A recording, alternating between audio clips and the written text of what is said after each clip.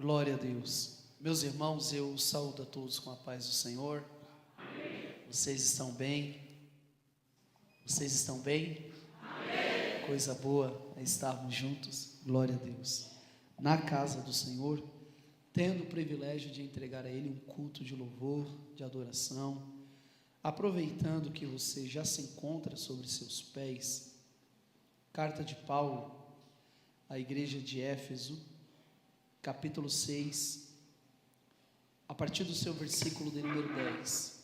Efésios, capítulo 6, versículo de número 10. Enquanto você localiza o texto, eu quero expressar minha gratidão. É um prazer imenso sempre poder retornar a esta casa. É uma honra muito grande para mim poder estar aqui neste altar.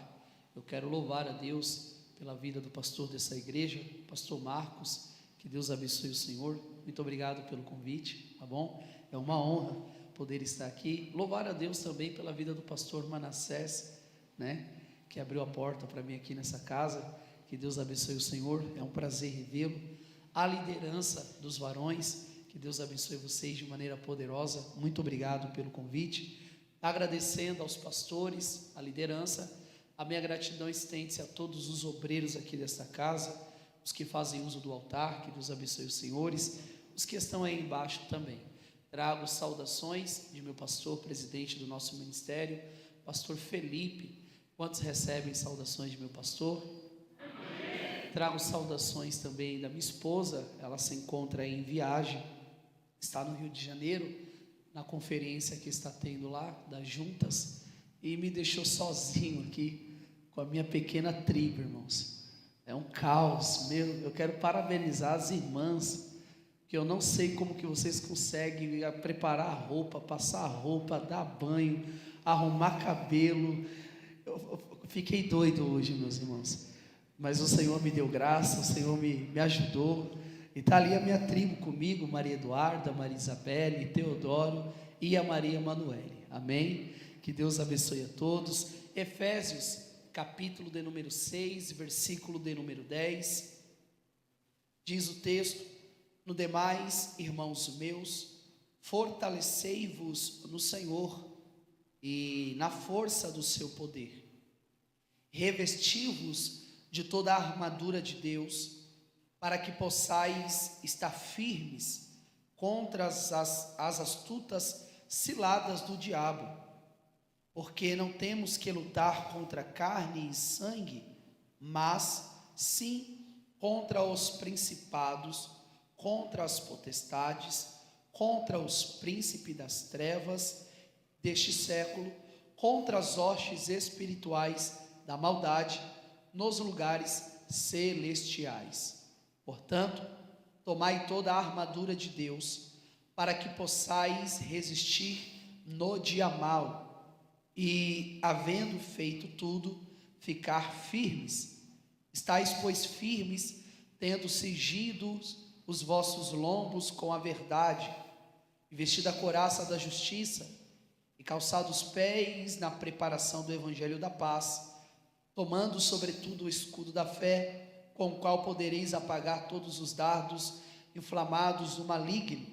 Tomai também o capacete da salvação e a espada do Espírito, que é a palavra de Deus. Amém? Se assente, glorificando ao Senhor, adorando a Ele.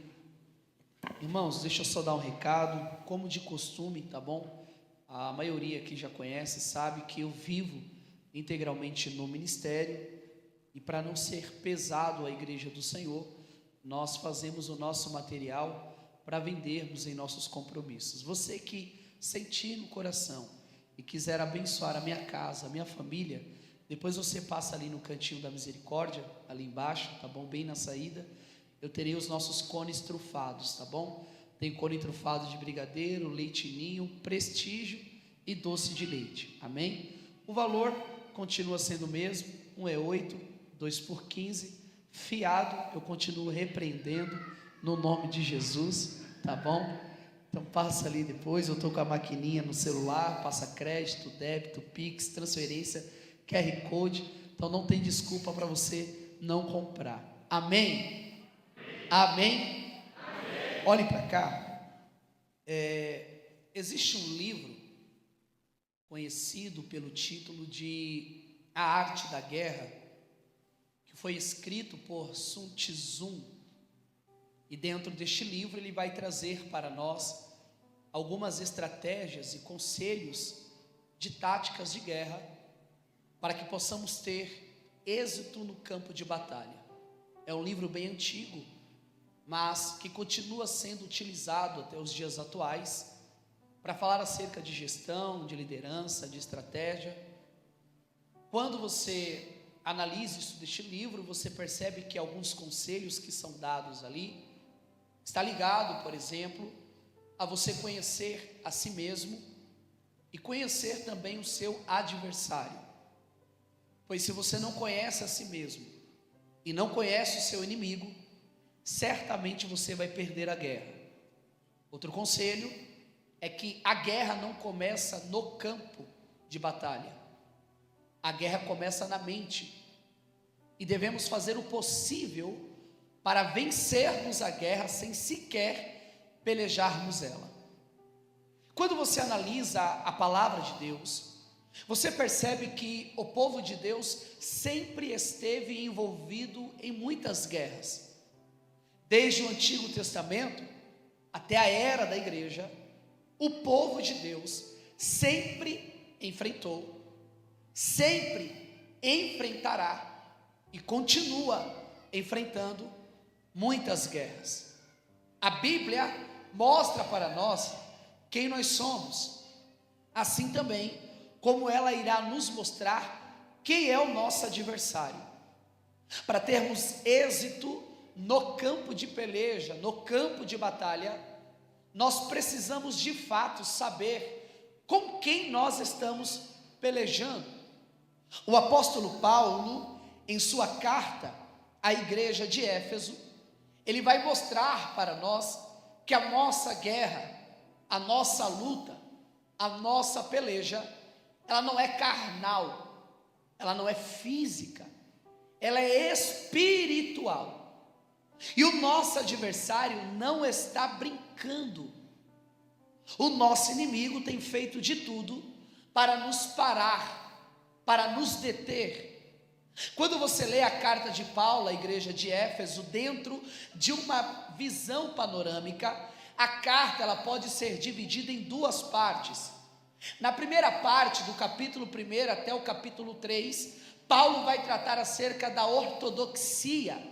Do capítulo 4 até o capítulo 6, Paulo vai tratar acerca da ortopraxia.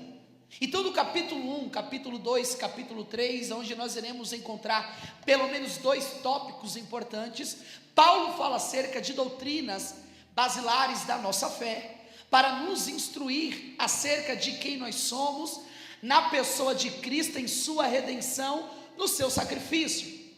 Quando você passa a analisar a segunda parte da carta do apóstolo Paulo à igreja de Éfeso, você encontra pelo menos 3 tópicos que Paulo vai destacar. No primeiro tópico, Paulo fala acerca da nova vida do crente.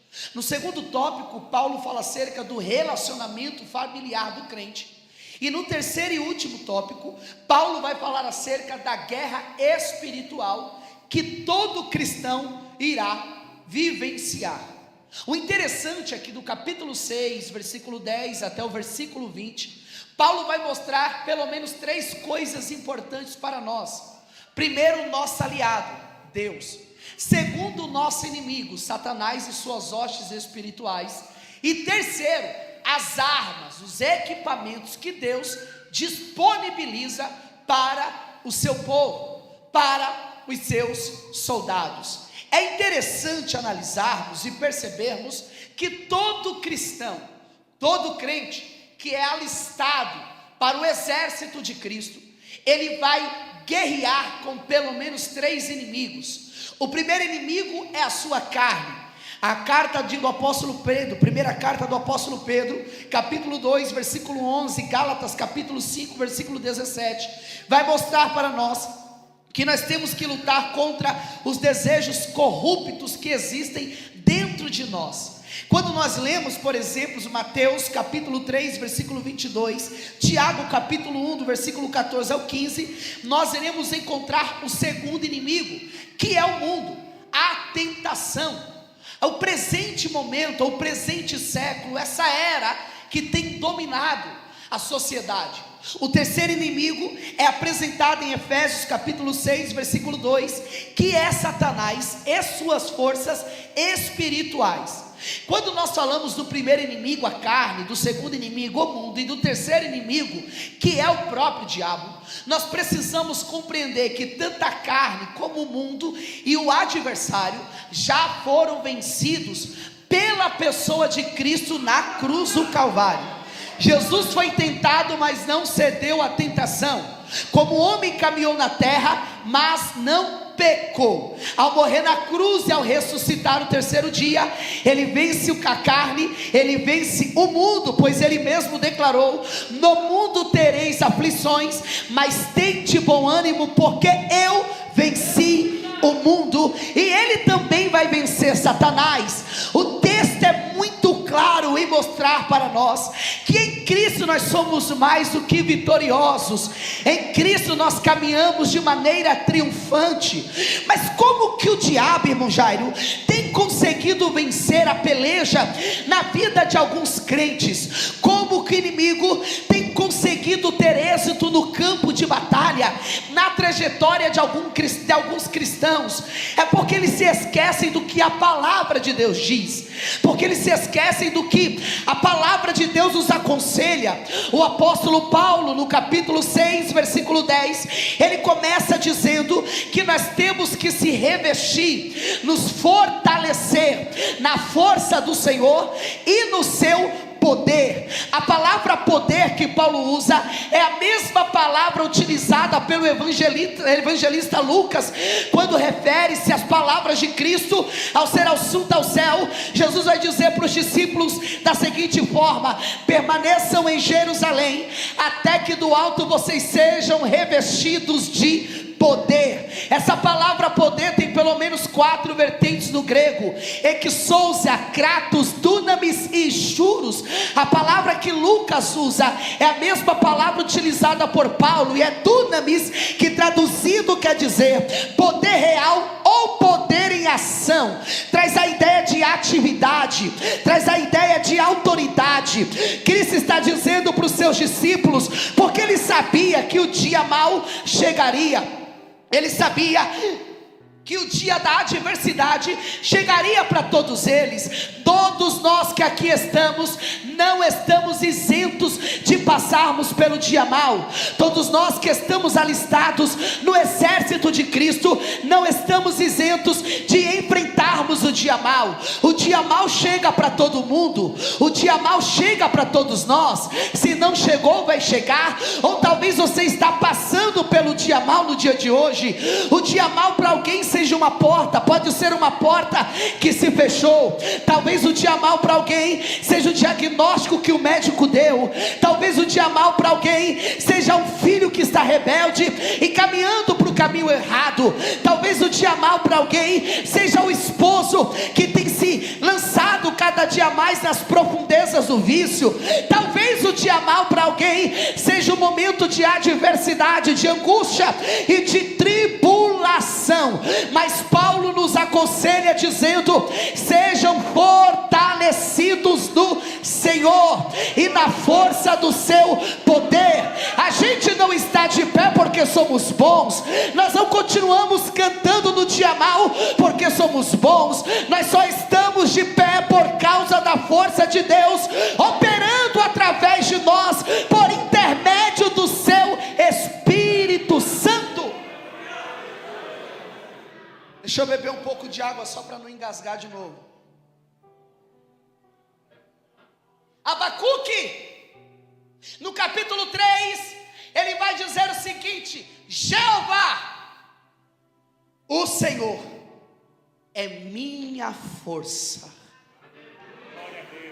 Ao olharmos para a igreja do primeiro século, nós ficamos surpreendidos, perplexos com tanta autoridade que aqueles homens homens e mulheres possuíam, homens que em sua maioria eram iletrados, homens que em sua maioria não tinham poder aquisitivo, homens que em sua maioria eram incapazes, mas receberam poder do alto, e em cerca de 30 anos evangelizaram o mundo na sua época. Eles não tinham o que a gente tem nos dias atuais, não tinham redes sociais, não tinham seguidores, não tinham meio de transporte, não tinham celular como nós temos, mas eles possuíam algo que muitos crentes não se preocupam mais em ter: poder do alto,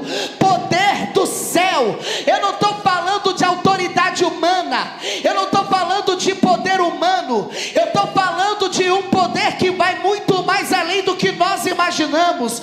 Só Deus pode capacitar a sua igreja, só Deus pode revestir o seu povo. A igreja só está de pé até os dias atuais, porque a igreja entendeu que sem poder do céu a gente não prossegue, sem poder do céu a gente fica paralisado, sem poder do céu a gente fica neutralizado, mas tem poder de Deus para a vida de alguém. Será que você pode levantar a mão para dar um glória? Fortalecei-vos no Senhor,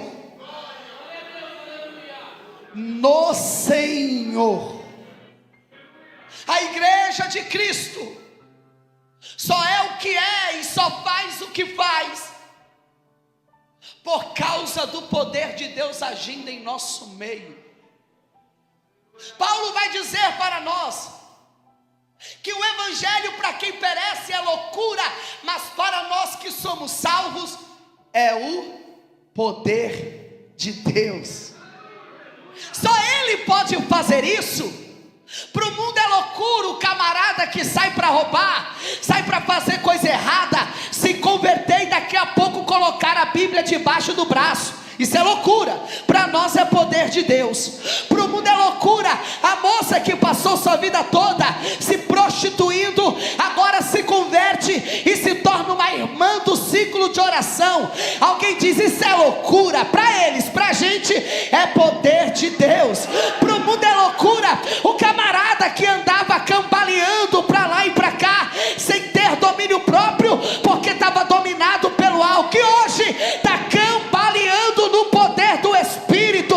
Para o mundo é loucura, para a gente ainda é poder de Deus. O evangelho é loucura para quem perece, mas para nós é o poder que salva, é o poder que transforma, é o poder que reveste. Se fortaleçam, porque vocês vão precisar. Olha o que Paulo vai dizer. Ele vai dizer o seguinte: revesti-vos de toda a armadura para que possais estar firmes contra as astutas ciladas do diabo. Porque não temos que lutar contra a carne e sangue, mas sim contra os principados, potestades, príncipes das trevas, contra as hostes espirituais da maldade. Aí ele vai dizer o seguinte: portanto tomai toda a armadura de Deus para que possais resistir no dia mau. No dia o quê? No dia o quê? Não é do nosso costume, tá bom? Eu sou assembleano raiz igual você, mas eu quero que você dê um sorriso para esse crente. Mostra os dentes para ele. Isso. Diga para ele: paz do Senhor, meu irmão. Isso. Diga para ele: se revista, se encha de Deus, porque o dia mau chega para todo mundo. Como que alguém consegue cantar no dia mau? Como que alguém consegue cultuar no dia mau? Como que alguém, irmão Anderson, desempregado, passando pela luta, o diagnóstico do médico dizendo não tem jeito, não tem cura, mas no horário do culto a pessoa coloca a Bíblia debaixo do braço e diz: é o dia mau. Como que uma mãe consegue cantar vendo o filho nas drogas? Como que uma serva de Deus consegue adorar vendo o marido na cachaça? Como que alguém consegue exaltar ao Senhor mesmo com a conta conta vazia, é se revestindo dele, é se revestindo da graça e da autoridade. O diabo, olhe para cá, não tem coisa que o diabo mais detesta do que ver um crente revestido de poder, revestido da graça do Senhor. Não tem coisa pior para o diabo do que ver um crente que caminha de joelho, do que ver um crente que caminha na dependência. E levante a mão por gentileza, eu quero liberar uma palavra de profecia sobre a sua vida. Deus vai te revestir para que você resista o dia mal na tua vida, para que você suporte o dia mal na trajetória. Você não vai retroceder, você não vai parar, não vai chutar o pau da barraca. Deus está dando graça, seja fortalecido por esse o dia mal. Olha o que o apóstolo Paulo vai nos aconselhar: que nós devemos tomar toda a armadura de Deus. Toda o quê? A armadura de Deus. O interessante é que quando você lê, por exemplo, a carta do apóstolo Paulo a Timóteo, capítulo 2, versículo 4, Paulo diz que aquele que foi alistado não pode se embaraçar com as coisas deste mundo, a fim de alegrar aquele que o alistou para a guerra. Qual é a arma mais poderosa que o diabo tem usado, irmão Jairo? Distração. O diabo tem distraído muitos crentes. Não é de agora que você olha, chega num ambiente como esse, um culto em que a palavra está sendo cantada, em que os irmãos estão adorando, a presença de Deus está no ambiente, mas você encontra sempre uma meia dúzia de crentes que não sabem o que estão fazendo aqui, estão olhando para o teto, estão olhando para a parede, estão reparando em tudo, menos na presença de Deus se movendo no ambiente, passando no ambiente. São crentes distraídos. São esses mesmos crentes que não percebem que nossa luta não é contra o irmão, não é contra a irmã. Aí fica com picuinha na igreja, fica com carinha fechada na igreja, fica com disse-me-disse na igreja, e não percebe que o diabo tem usado isso como estratégia de guerra para te tirar da verdadeira batalha, que é espiritual. Mas em nome de Jesus, eu repreendo agora toda a distração diabólica, em nome de Jesus. Se entrou alguém distraído por aquelas portas, tu vai receber foco do céu, você vai focar na verdadeira guerra. O diabo não vai te vencer com a distração. Olha o que ele diz: vistam o cinturão da verdade. Acredita-se que Paulo provavelmente estava amarrado a um soldado romano, preso em Roma. E neste período em que ele está acorrentado a este soldado, Paulo começa a analisar a armadura do soldado para tirar algumas lições a serem aplicadas ao povo de Deus.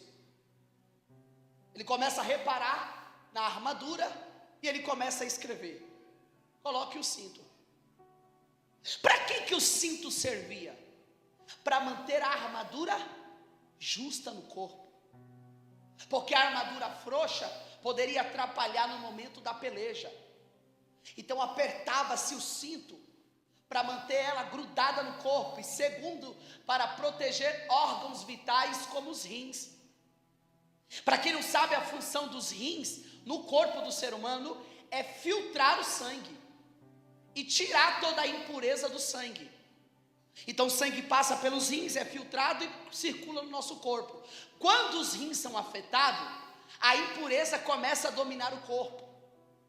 E o que tem de igreja por aí contaminada por um monte de coisa, por causa de lideranças que estão com o cinto frouxo, de lideranças que já não querem mais pregar a palavra como ela é, pessoas que não têm mais coragem de falar a verdade, homens e mulheres que viraram gurus espirituais de cantores de funk, porque sabem que vão receber uma boa oferta depois. Homens e mulheres que para ganhar like, que para ganhar curtida, gravam músicas para virarem trend, não para louvarem mais o Senhor. Já não se cantam mais louvores como foram cantados aqui essa noite, porque são louvores que glorificam a Deus e não o homem. Por isso que muitas igrejas estão morrendo, por causa de lideranças com cinto frouxo, aonde a impureza tem sido disseminada no meio do povo de Deus. Mas Deus ainda está levantando um povo que apertou o cinto e disse: se depender de mim, a palavra será pregada da maneira que ela é. Não negocie teus princípios, não negocie teus valores para ser aceito por ninguém. A igreja de Cristo foi chamada para pregar a palavra do jeito que ela é, e nós falaremos dela até o arrebatamento da igreja. Pecado ainda é pecado, mentira ainda é mentira, adultério ainda é adultério. Deus está no nosso meio e nos encoraja essa noite e diz para nós: aperta o cinto e prossiga falando.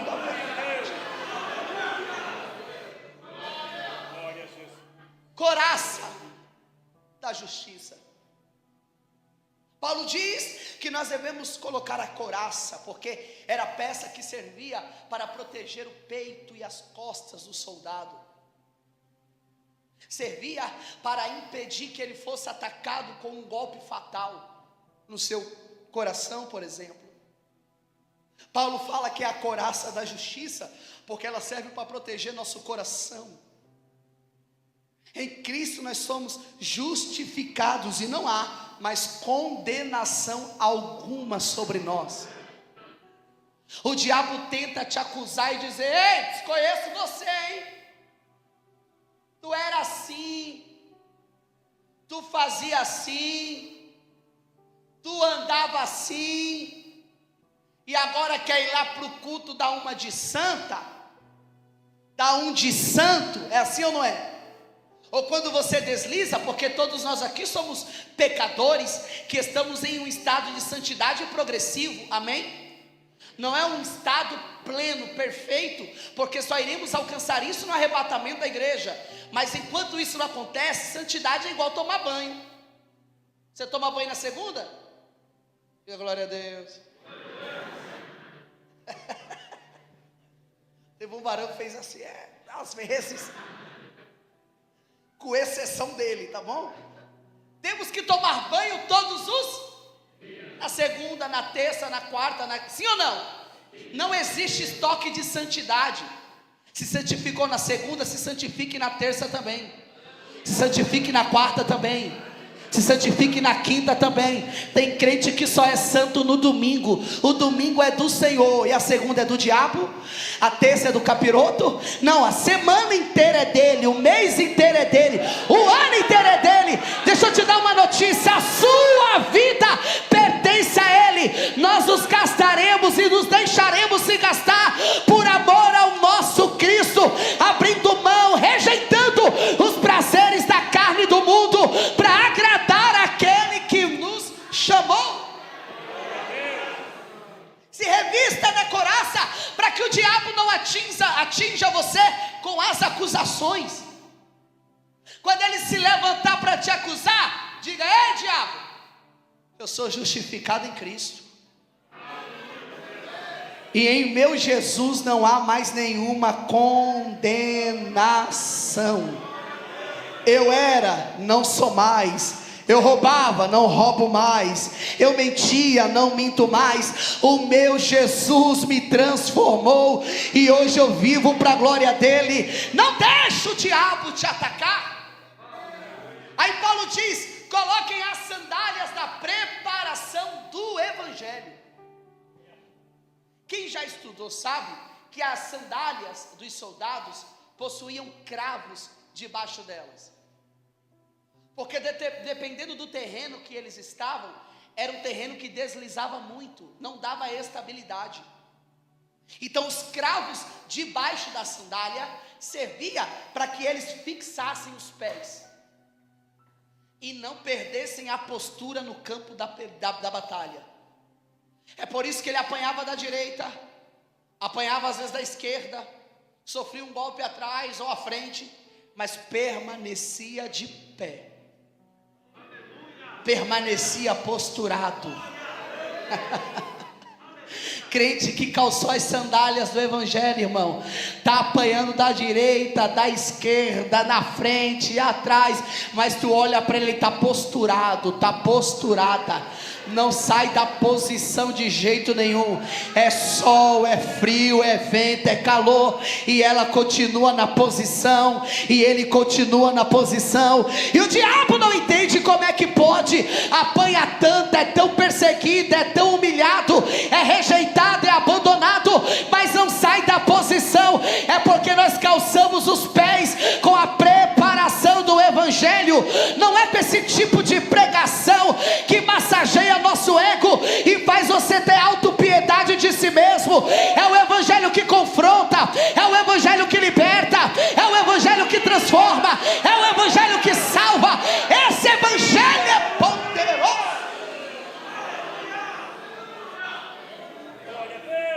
Olhe para cá. Você sabia que Roma não se tornou o maior império do mundo só por causa da sua força bruta? Quem sabia disso? Roma se tornou o maior império do mundo por causa da estratégia no campo de batalha. Roma possuía estratégias que outros exércitos não possuíam, e às vezes venciam exércitos até mesmo mais poderosos e maiores que o deles. Mas como que eles conseguiam? Estratégia.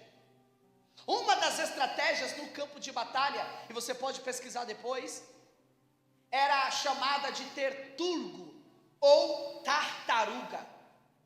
É utilizada por causa do casco da tartaruga, que serve para cobrir ela por completo e protegê-la. Já viu quando ela se sente ameaçada, o que ela faz? Se esconde dentro do casco, sim ou não?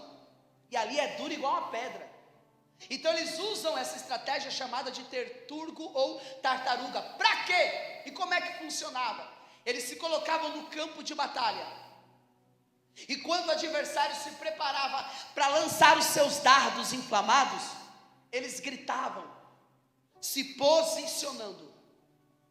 Quem estava na frente com o escudo que cobria seu corpo inteiro, se agachava e colocava o escudo na frente. E quem estava atrás, agachado, colocava o escudo em cima. Essa era a estratégia. Eles faziam um bloqueio impenetrável. Como que funcionava? Quem está na frente protege quem está atrás, e quem está atrás protege quem está na frente. Eu protejo você e você me protege. Enquanto a igreja protege o pastor protege a igreja. Enquanto a igreja protege os obreiros protegem a igreja. Enquanto a igreja protege a liderança protege a igreja. Em nome de Jesus, passa a utilizar essa estratégia para que o diabo não ache brecha no nosso meio e consiga jogar seus dados inflamados.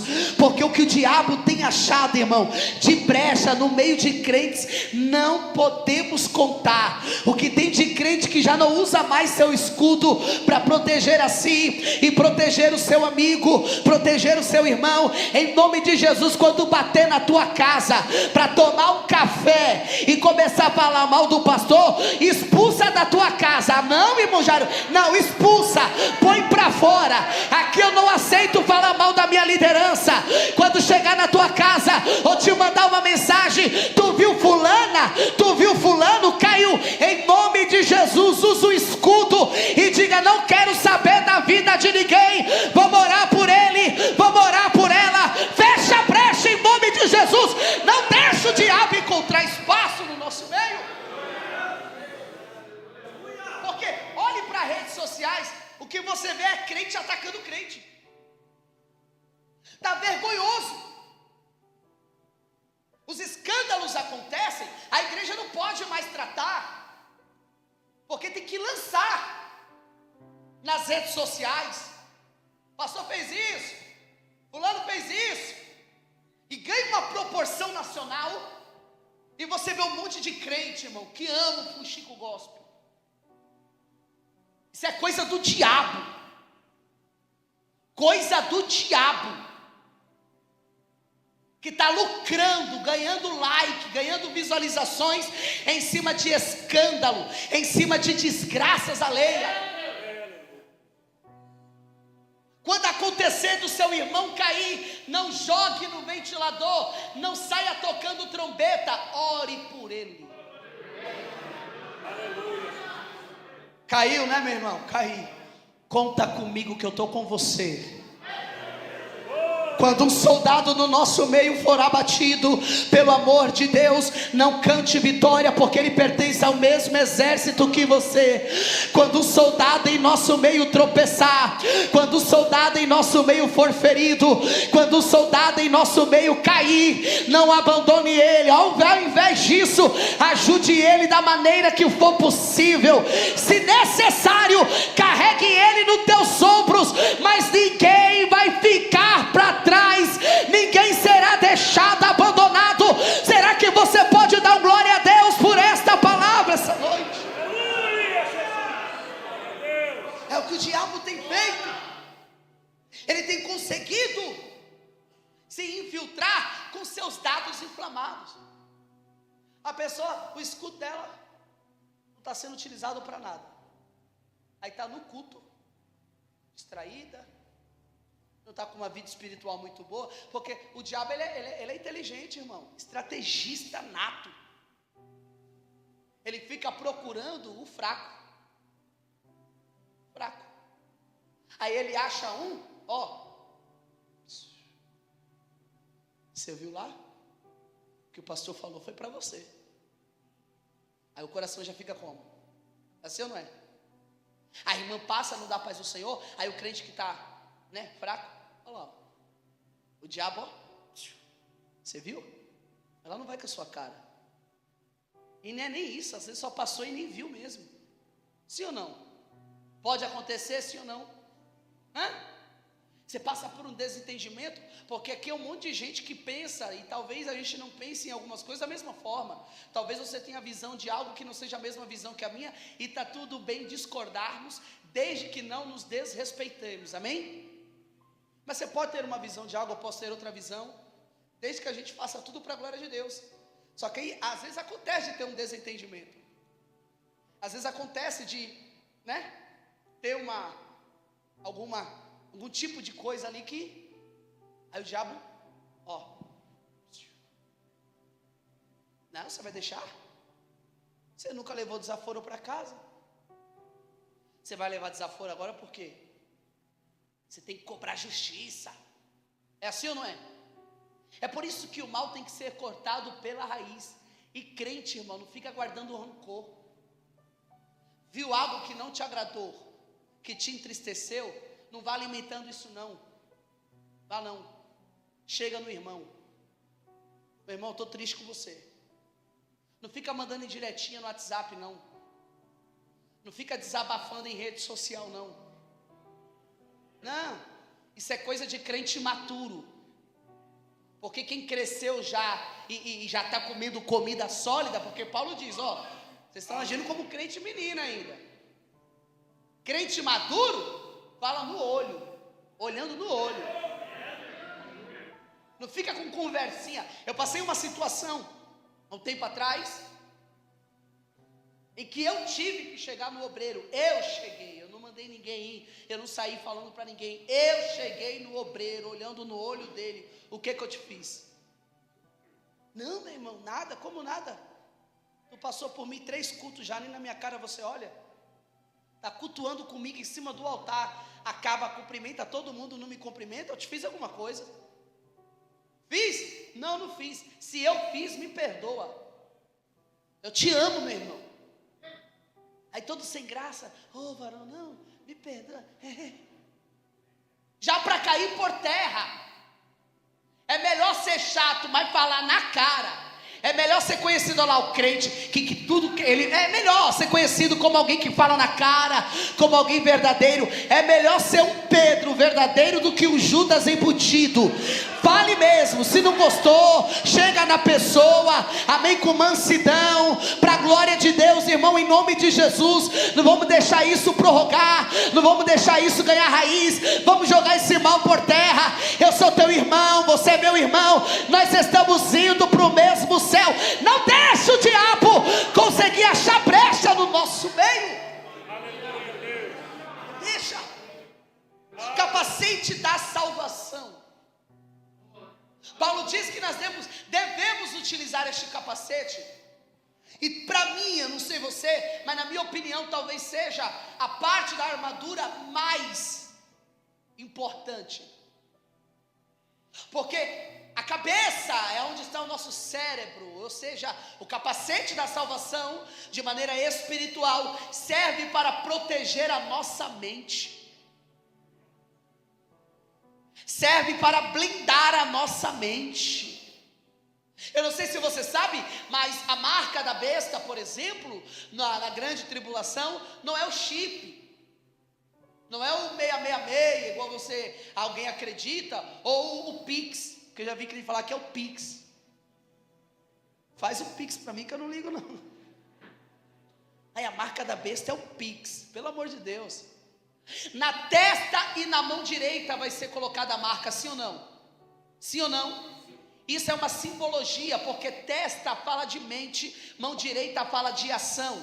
Se o diabo controla a minha mente, ele também controla as minhas ações. É por isso que o apóstolo Paulo em Romanos capítulo 12 vai deixar claro para nós, dizendo que devemos nos transformar segundo a renovação do nosso entendimento. É o mesmo apóstolo Paulo que deixa claro para nós, dizendo que nós devemos ter a mente de Cristo. Por quê? Paulo diz para termos a mente de Cristo e não termos a mente de Noé, porque se tivermos a mente de Noé, a qualquer momento a gente perde o controle e aparece nu na frente das outras pessoas, igual Noé fez para os seus filhos. Se tivermos a mente de Abraão e não tivermos a mente de Cristo, a qualquer momento iremos mentir para nos safar e sair com vida. Se tivermos a mente de Jacó e não tivermos a mente de Cristo, iremos enganar o nosso próprio pai, só para recebermos a bênção da primogenitura. Se tivermos a mente de Moisés e não tivermos a mente de Cristo, iremos matar e esconder achando que ninguém está vendo. Se tivermos a mente de Davi e não tivermos a mente de Cristo, a qualquer momento podemos deixar de ir para a peleja e nos iludir com a beleza de Betseba, caindo na tentação do pecado.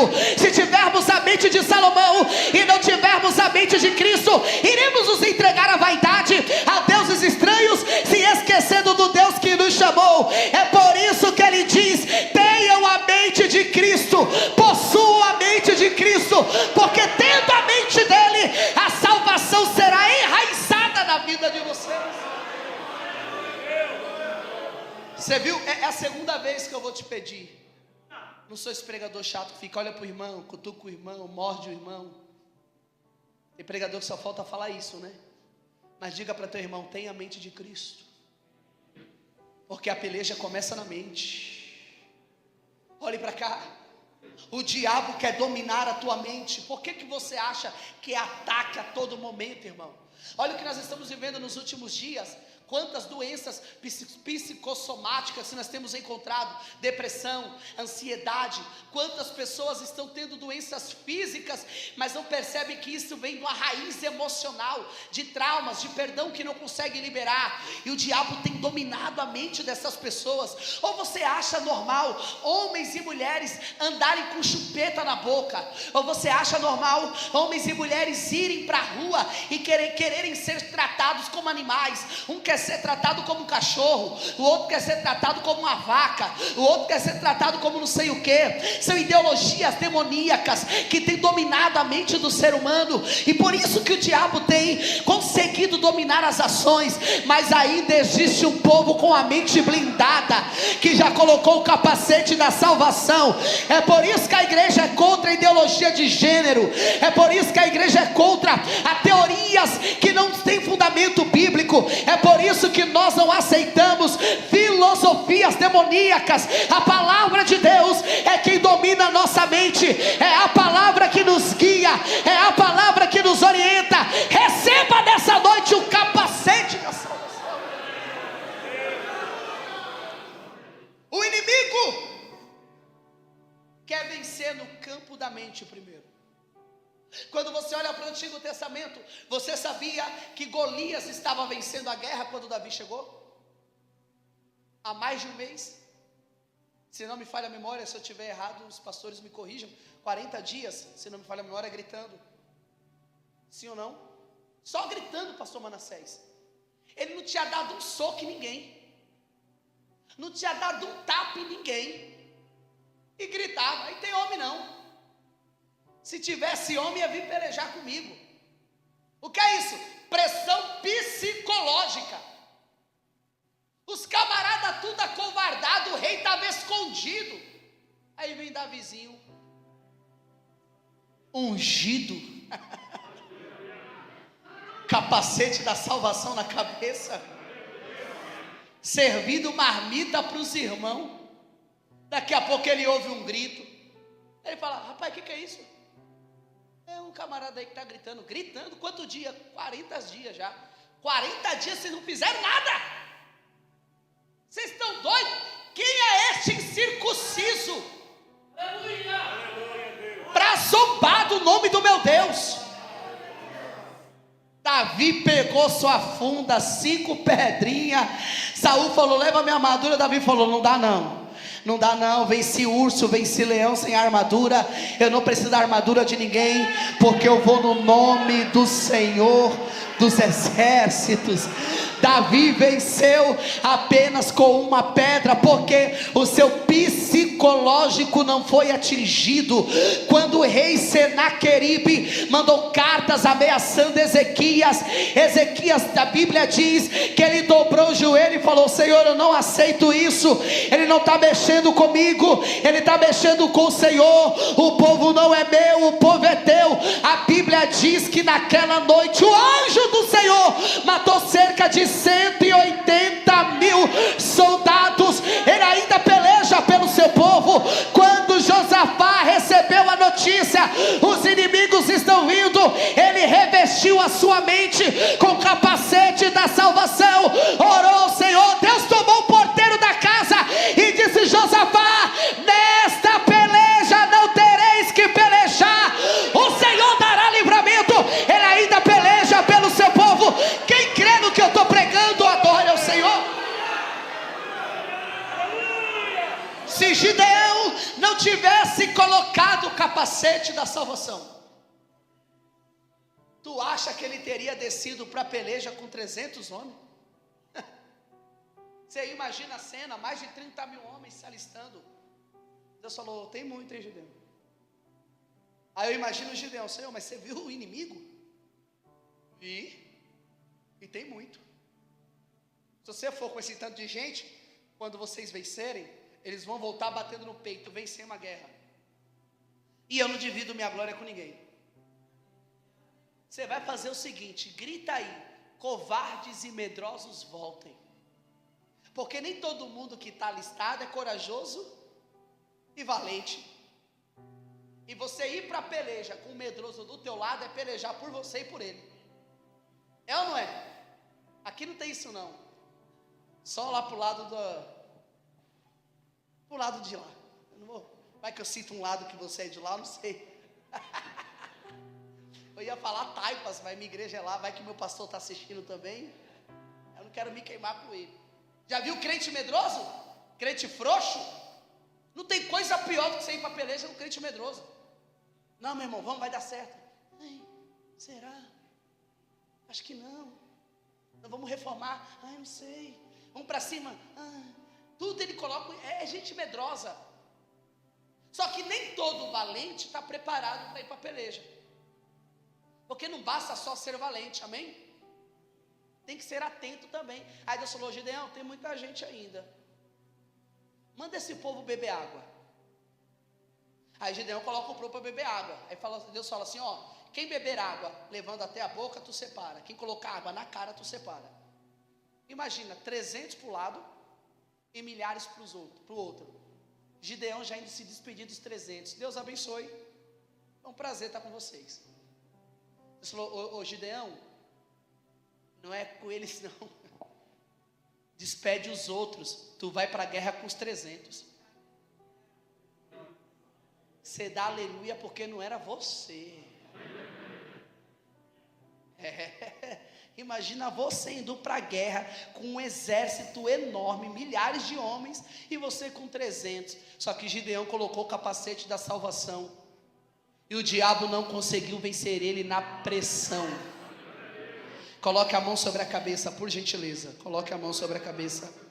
Eu profetizo que o diabo não vai te vencer na pressão. O diabo não vai atingir o teu psicológico. O diabo não vai conseguir te atormentar, não vai tirar a tua paz. Foi cantado aqui essa noite que é Ele quem nos dá paz. Tu vai ter paz em meio à guerra. 1000 cairão ao teu lado, 10.000 à tua direita, mas tu não será atingido. O Senhor é quem te guarda e te livra.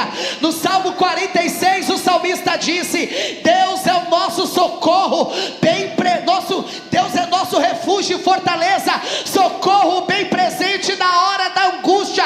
É Ele quem peleja pelo Brasilândia 1, é Ele quem peleja pelo Elísio Jardim das Graças, Ele está pelejando pelo Sertão da Lapa, Ele está pelejando pela tua casa. Ele ainda é Deus de livramento.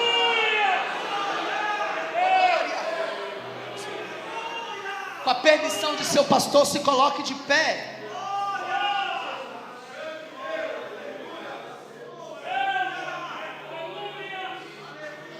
Ele livra, oh glória. Ele ainda livra, Ele corta o arco, Ele quebra a lança, Ele queima os carros no fogo, e ainda manda dizer: aquietai-vos e sabei que eu sou o Senhor. Ele, tu sabe, era para ter tido assalto aquele dia. Tu viu a moto passando, viu ela retornando, dando meia volta. E por que não teve o livro? Por que não teve o assalto? Porque um filho de Deus estava no ponto, e Deus deu livramento para ele e para quem estava ao lado dele também. Era para ter tido aquele acidente, era para o carro ter capotado, mas por que não aconteceu?